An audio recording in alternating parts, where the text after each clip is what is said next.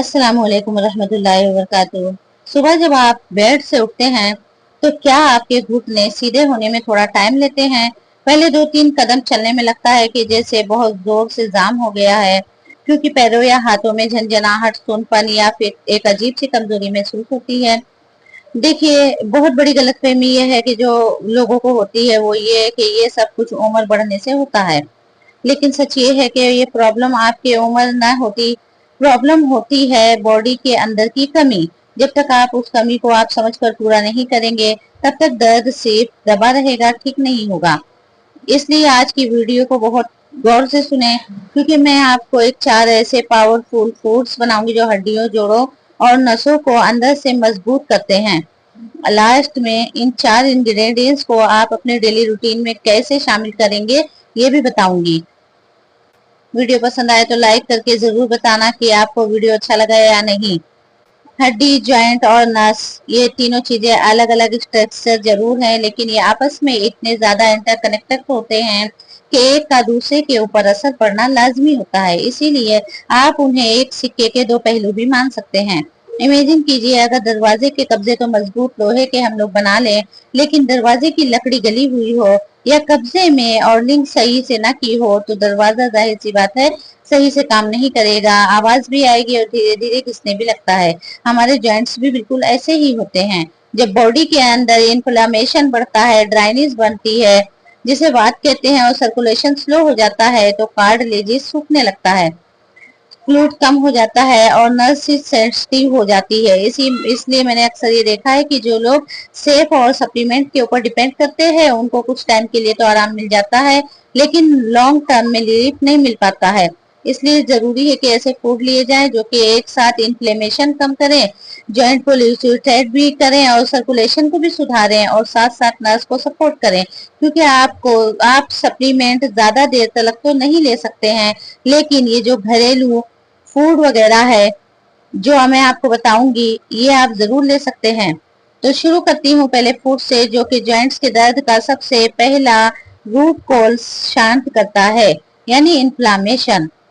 ज्यादातर जॉइंट और no pain जो होता है, इसका असली रीजन इन्फ्लामेशन है।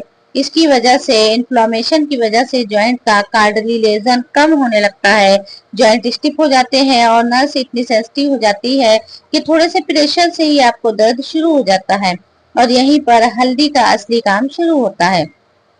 हल्दी कोई नॉर्मल मसाला नहीं है, कोई आम चीज नहीं है। इसमें होता है एक पावरफुल कंपाउंड टर्कमिन। ये बॉडी के अंदर चल रहे उस इन्फ्लेमेशन को शांत करता है, जो कि जॉइंट और नस को अंदर अंदर जला रहा होता है। उसे रात को सोने से पहले एक कप गर्म दूध लीजिए और इसमें आधा चम्मच हल्दी मिलाइए और एक चुटकी काली मिर्च जरूर मिलाइए, और इसको बस आप पी लीजिए। रात को जब हमारी बॉडी रिपेयर मोड में होती है, तो हल्दी इन्फ्लामेशन को शांत करती है, जॉइंट्स को रिकवर करने का टाइम मिल जाता है, और सुबह उठते ही स्टिफनेस हमें कम महसूस होती है।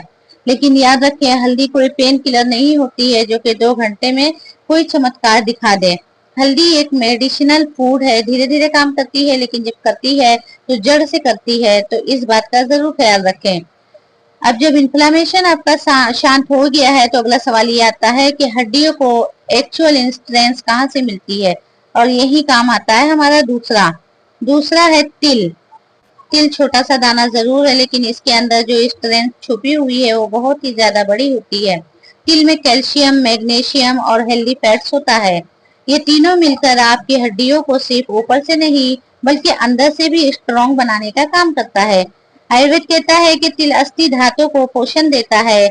आयुर्वेद के अकॉर्डिंग हड्डियां सिर्फ तब कमजोर नहीं होती जब आपके अंदर कैल्शियम कम हो, हड्डियां तब भी कमजोर होती है जब बॉडी में ड्राइनेस ज्यादा हो, वात बढ़ जाए, सर्कुलेशन स्लो हो जाए और लिब्रिटेशन भी कम हो जाए। तिल के अंदर जो नेचुरल ऑयल होता है वो इस ड्राइनेस को धीरे धीरे कम करता है। इसलिए जिन लोगों को घुटनों में सिर्फ कट की आवाजें आती हैं या कमर में हेवीनेस महसूस होती है, लोअर बैक पेन हो रहता है या चलने पर जॉइंट्स में पेन होने लगता है, उन्हें इससे काफी आराम हो जाता है। अब सवाल आता है, सफेद तिल खाएं या काले तिल? तो ये दोनों ही तिल अच्छे होते हैं, लेकिन अगर आप 40 साल से ज्यादा उम्र के हैं, जॉइंट्स का दर्द ज्यादा पुराना है या हड्डियां कमजोर लग रही हैं तो काले तिल आपको थोड़े से ज्यादा ताकतवर लगते हैं। लेकिन सफेद तिल ये डाइजेशन के लिए हल्के होते हैं, लेकिन अगर आपका डाइजेशन वीक है तो मैं रिकमेंड करूंगी कि आप सफेद तिल खाएं। सुबह खाली पेट रात भर भिगे हुए 1 चम्मच तिल चबा चबा कर खा लीजिए, या फिर इन्हें बिना भिगोए हल्की सी आंच पर रोस्ट करके भी खा सकते हैं। इससे बॉडी को रॉ मटेरियल मिल जाता है, जिससे हड्डी के रिपेयर प्रोसेस और स्ट्रेसनेस का जो प्रोसेस है वो शुरू हो जाता है, और इससे आपकी जो प्रॉब्लम है काफी हद तक धीरे धीरे कम हो सकती है। ये कोई पेन किलर नहीं है, ये एक बॉन्ड बिल्डिंग फूड है। जैसे घर एक दिन में नहीं बनता है, वैसे हड्डी भी धीरे धीरे स्ट्रांग होती है। इसलिए कंसिस्टेंसी इज वेरी इंपॉर्टेंट। इसको लंबे समय तक लेंगे, कम से कम 20 दिन, 25 दिन, 1 महीना या 1.5 महीना, तब जाके आपकी हड्डियों को पोषण लगना शुरू होगा और आपकी हड्डियां मजबूत होनी शुरू होंगी। तो ओवरनाइट में ये रिजल्ट नहीं मिलेगा, इससे भी ये बात याद रखिएगा।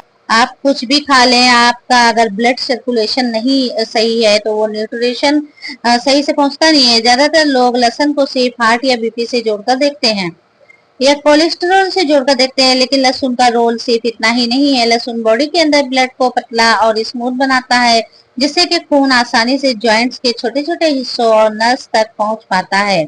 इसमें नेचुरल सल्फर कंपाउंड होते हैं जो ब्लड वेसल को रिलैक्स करते हैं और सर्कुलेशन को बेटर बना देते हैं। इससे होता यह है कि जॉइंट्स न्यूट्रिशन अच्छे से पहुंच पाता है, जॉइंट में नस को ऑक्सीजन सही से मिलता है। इसीलिए जिन लोगों को पैरों के अंदर झंझनाहट, हाथों के अंदर सुनपन या फिर चलने पर थकान ज्यादा महसूस होती है, उनके लिए काफी ज्यादा फायदेमंद है। बस सुबह खाली पेट 1 या 2 कली लहसुन अच्छी तरह से चबा चबा कर या हल्का सा कुचल कर पानी के साथ खा लीजिए। अगर आपको कच्चा सूट नहीं करता है तो आप चाहे तो तलकर या भूनकर भी खा सकते हैं, या फिर दोपहर में लंच के साथ अपने खाने के साथ उसको जो है कट करके खा सकते हैं। जॉइंट प्रॉब्लम्स का सबसे पहला डेली सिग्नल होता है सुबह की अकड़न। सुबह उठते ही घुटने सीधे ना होना, चलने में पहले 5-10 मिनट दर्द का रहना, या फिर ऐसा लगना जैसे जॉइंट्स जाम हो गए हैं। ये सभी चीजें बॉडी के अंदर चल रही एक चीज की निशानी होती है। वो एक चीज है बहुत इंपॉर्टेंट, इन्फ्लोमेशन और मेटाबॉलिक इनबैलेंस, और यहीं पर मेथी दाने का काम असल में शुरू होता है। मेथी दाना सिर्फ शुगर के लिए नहीं होता जैसे कि हम लोग समझते हैं। ये बहुत ही पावरफुल एंटी इंफ्लामेटरी और मेटाबॉलिक फूड है। ये बॉडी के अंदर की सूजन को शांत करता है, और जो टॉक्सिस हमारे जॉइंट के आसपास जमा हो जाते हैं उसके प्रोसेस को धीरे धीरे सुधारता है। बस रात को आधा या फिर 1 चम्मच मेथी दाना 1 गिलास पानी में आप भिगो दीजिए, सुबह में चबा चबा कर खा लीजिए और पानी भी पी ले चाहे तो ऊपर से। अब तक आपने ये समझा होगा कि हर एक फूड अपनी जगह पर इम्पोर्टेंट है, लेकिन एक प्रैक्टिकल सवाल जो आपके अंदर आ रहा होगा वो ये कि इन सबको रोजाना अलग अलग कैसे लें। तो मैं ये भी आपको बता देती हूँ आसान सा रूटीन जो कि आप आसानी से फॉलो कर पाएंगे। तो सुबह खाली पेट आप तिल, मेथी दाना और लहसुन एक साथ ले लीजिए। उसके लिए रात को सोने से पहले 1 चम्मच तिल और 1 चम्मच मेथी दाना लेकर इसे आप 1 गिलास पानी में भिगो दीजिए, और सुबह उठकर इन दोनों को अच्छी तरह चबा चबा कर खा लीजिए, और ऊपर से 2-3 घूंट इस पानी के पी लीजिए। उसके बाद 1 या 2 लहसुन की कली लेकर इसे आप बारीक चॉप कीजिए, और 5 मिनट इसको छोड़ने और रखने के बाद इसका जो आइसिन है एक्टिवेट हो जाए, इसको आप मुंह में डालिए लहसुन को, और जो आपका पानी बचा है जो आपने भिगोया था रात में, उस पानी को आप ऊपर से पी लीजिए। कुछ लोगों को जिन्हें एसिडिटी की प्रॉब्लम रहती है उन्हें लहसुन कभी कभी खाली पेट खाना सूट नहीं करता है, कई बार वॉमिटिंग आती है, एसिडिटी हो जाती है। ऐसे में अगर आप ये प्रॉब्लम फेस कर रहे हैं तो आप लहसुन को, जैसे मैंने पहले बताई थी, सुबह खाली पेट ना लेकर दिन में लंच के टाइम यानी खाने में ऐड करके भी खा सकते हैं।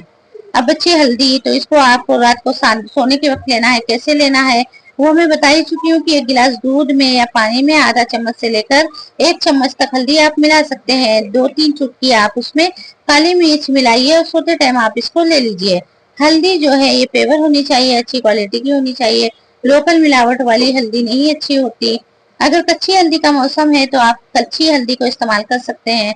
साबित हल्दी मिल जाए तो साबित हल्दी लेकर खुद आप उसको ग्राइंड कर लीजिए, पाउडर बना लीजिए, या फिर एक हल्सी की वैरायटी होती है लकाडोंग, वो आपको मिल जाए, थोड़ी सी कॉस्टली होती है, वो बहुत अच्छी होती है, उसको भी आप चाहे तो इस्तेमाल कर सकते हैं। याद रखें, ये रूटीन जो है दर्द को दबाने के लिए नहीं है, ये रूटीन बॉडी को रिपेयर करने के लिए है। और जब बॉडी रिपेयर करती है तो धीरे धीरे करती है, एकदम से नहीं करती है, लेकिन अंदर से करती है, पूरी तरह करती है। अगर आपके घर में पेरेंट्स है आपके, या कोई 40 से 50 के बाद जॉइंट पेन से परेशान है आपके रिश्तेदारों में या फैमिली फ्रेंड में, तो इस वीडियो को उन तक जरूर भेजें।